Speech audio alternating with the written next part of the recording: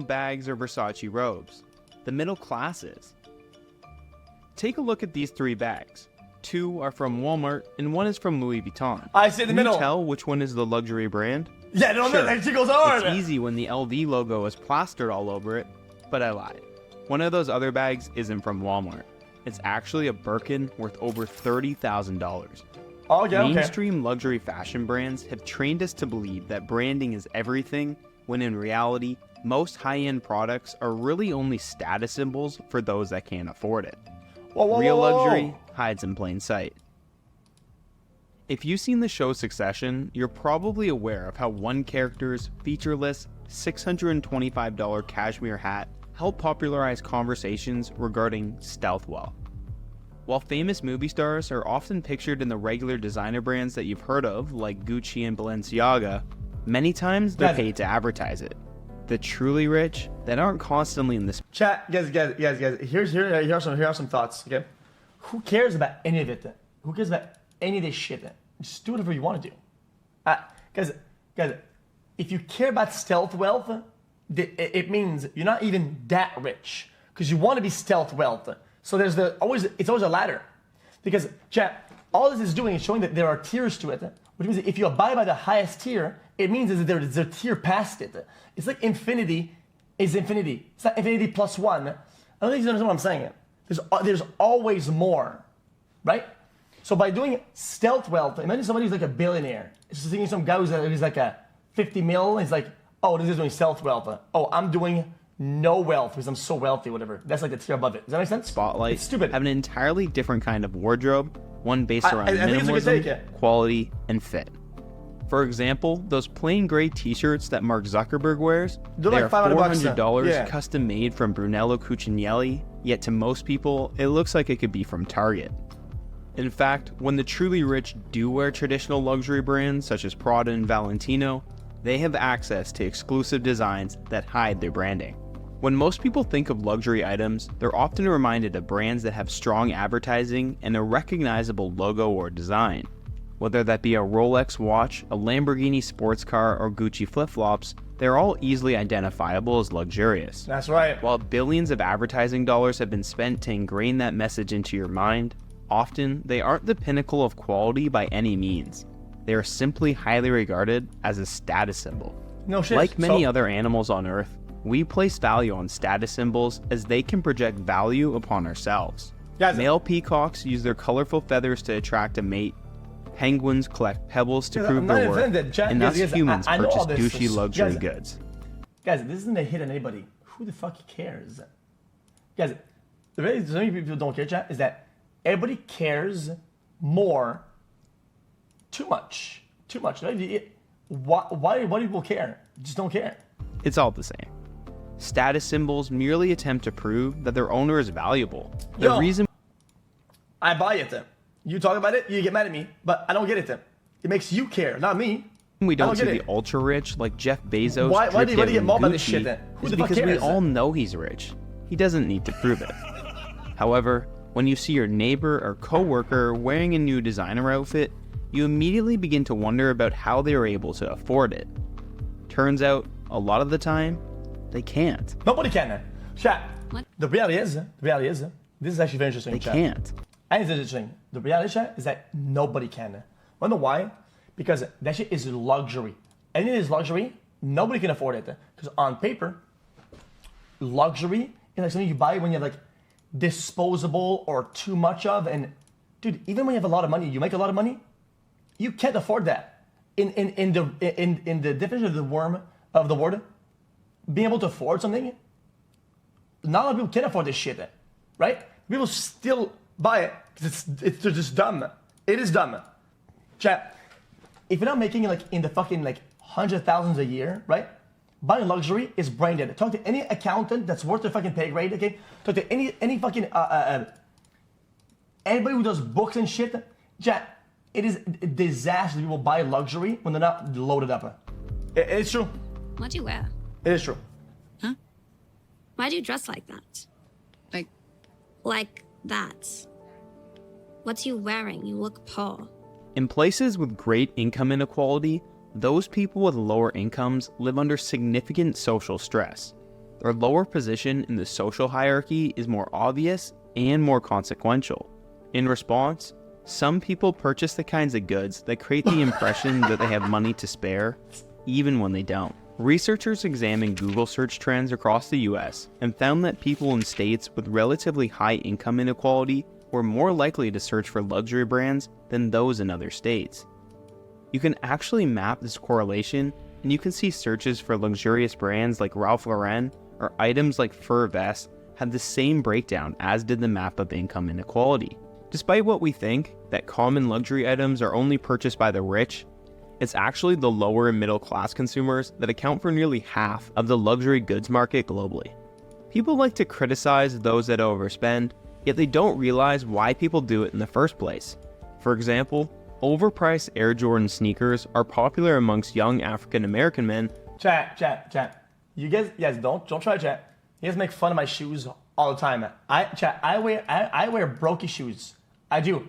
And you guys do the opposite. You always make fun of my shoes. Always. You guys always take pictures of my shoes. Anyway, because you guys always make fun of my shoes all the time. They're dog shit. But so what? Including those from poor neighborhoods. Despite the fact that purchasing them might cause more financial stress, for many, it's considered a necessity. Critics of spending above your means on luxury items often fail to recognize the underlying effect that these luxury goods can have. For some, their status in society is insecure. Many people who are low income can't afford to appear like they are low income. It's hard to attract a romantic partner if you look like a broke loser, and good luck getting a good job if you show up at an interview looking like someone who's never had a good job before. The most obvious proof that these luxury items act as a necessary status symbol for the middle class is the sheer number of counterfeits that exist. From New York's Canal Street to China's AliExpress, you'll find no shortage of logo-riddled items. Yeah, their quality is usually subpar at best, yet its demand continues to grow. The more extreme income... Yeah, but fakes don't... It's sometimes about the projected image, yes, but also the projected image it has on you. If you're the one who buys it and who wears it, you feel a certain way about it, regardless of what makes other people feel about it. This is something that people forget a lot of time, dude. Is that a lot of time, it doesn't have to be a flex on somebody else or something you project on somebody else. It's something that does an impact on you and brings something back to you and yourself. And that matters a lot, dude. That does matter. It does, dude. Guys, it just feels good to wear or feel good one day you can come out of the fucking house, dude. Yeah, I have jackets that are worth more than others, and they're fucking. And it's not that people look at it. I wear them like, oh man, you know what? I spent a lot on this, and I'm wearing it right now, and it feels good, and I don't give a fuck what people think about it. You guys make fun of my red jacket. I love that jacket. Okay, I don't give. Everybody thinks it's ugly. It's not about what the other people are looking at. It's that I look at it and I like it, and I like the quality of it. I think it's cool. Inequality becomes, the more pressure people feel to create the impression that they are succeeding. Hold on. When the COVID pandemic shut down. Hold on. No, hold on.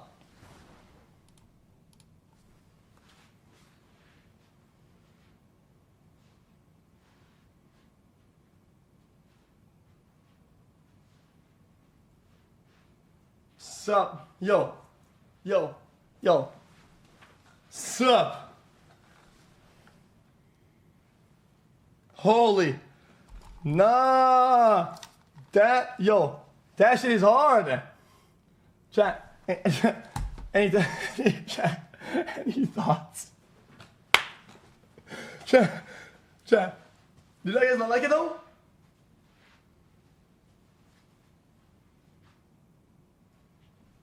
Chat. Look. It's got a nice little fluorescent and shit like that. I think it's lovely. I love the jacket. Anyway.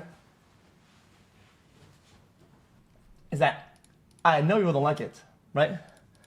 I like it. This is why I wear it. Down nearly everything. My favorite jacket. It caused many middle-class folks to lose their jobs and place significant financial strain on the entire world. You'd think luxury spending would crash during a time of global financial uncertainty, yet the exact opposite happened. Moet Hennessy Louis Vuitton, LVMH for short, is the French conglomerate that owns many brands such as Tiffany and Dior. Oddly enough, the last few years has been an incredible growth period for LVMH. Its market cap at one point crossed over $500 billion, and Bernard Arnault, CEO of LVMH, became the richest person alive with a net worth over $200 billion. There's not a singular reason why this happened, but experts point to a few key findings that help tell the story. For one, studies continue to prove that income inequality causes both the... Guys. Listen, this is not the same, chat. This is not the same. Not the same. It is not. Because mine is a Gucci. Do you understand? You understand? Mine is a Gucci. The rich to consume more luxury goods as they can afford to, but also that poorer individuals similarly consume more as a means to present themselves as successful. Governments across the world also gave out stimulus checks during... Also, Google that shit. You're not gonna find it then, guys. It's not. I don't mean to flex again, chat. I'm saying Google it, chat. You can't find it. It is not findable or buyable. Not out there. This period, and many people used it to buy luxury items. So ugly to take Perhaps off the it's shelves, because they didn't know what else to use it for, but studies show it's indicative of a cultural shift regarding how we view luxury. A study from Bain found that Gen Z consumers are starting to buy luxury items some 3 to 5 years earlier than millennials, at 15 years old versus around 18 to 20. Gone are the days where luxury items were exclusively for the rich. Now, it's merely a savings goal for younger generations to eventually purchase these items. Buy now, pay later platforms like Afterpay and luxury resale sites like The RealReal offer even more ways for those financially insecure to partake in this illusion. People have babies with no money all the time. And if you're so worried about it, why don't you stop buying designer clothes, huh? I buy everything on eBay. It doesn't count when you're wearing Marc Jacobs from Minneapolis. As younger generations increase their consumption of luxury goods, these products lose their value as a means to signal wealth. Even in The Simpsons, what was supposed to be a cartoon about a lower middle-class family has now done a collaboration with Balenciaga. Guys, it's almost like a horseshoe theory, right? Chat, what is the absolute upper tier of stealth wealth, you think? People who wear like $30,000 fucking jackets that have no brand.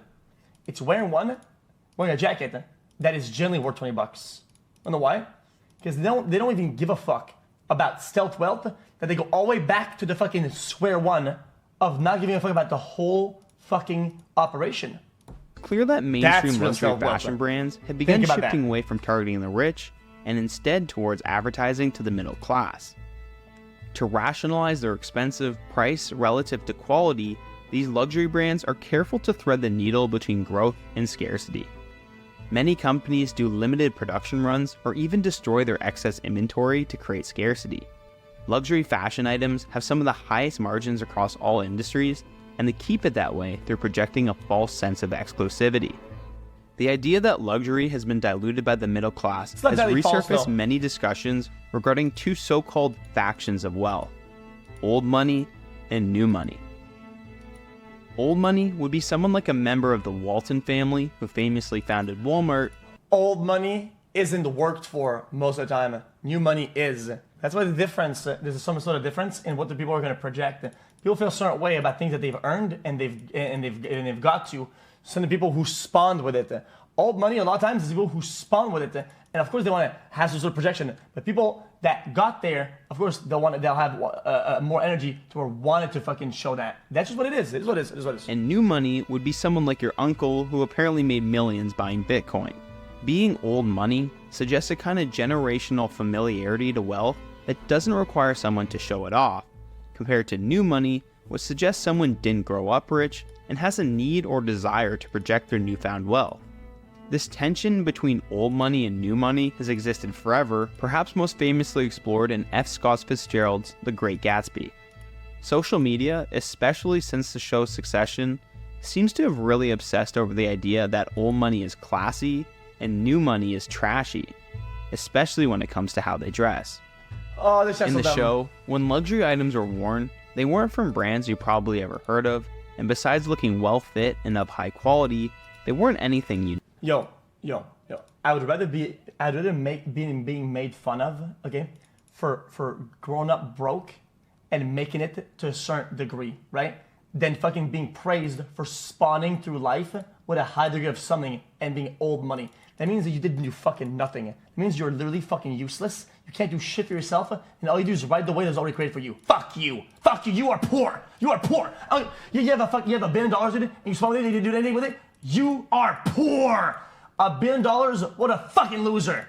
Unique. They are ridiculously expensive, but only other rich people would know. The show clearly suggests that old money has quiet luxury and new money lacks subtlety. Oh, Pa, and everyone's laughing up their sleeves about your date. What? Why? Why? Because she's brought a ludicrously capacious bag. What? What's even in there? Huh? When we think of mainstream luxury brands, the first thing that comes to mind is often clothing that has its logo plastered all over it, but most fashion brands such as Ralph Lauren or Gucci typically also have a secondary sub-brand or style that lacks any obvious signs of branding, while also being higher quality and more expensive. It's kind of like how tech subscriptions have evolved. You can use the cheaper version with ads, or pay for premium and get a higher quality ad-free experience. Funny enough, an entire fashion subculture has now emerged that tries to emulate the old money aesthetic on a budget, which really just seems to be fashion designs like this.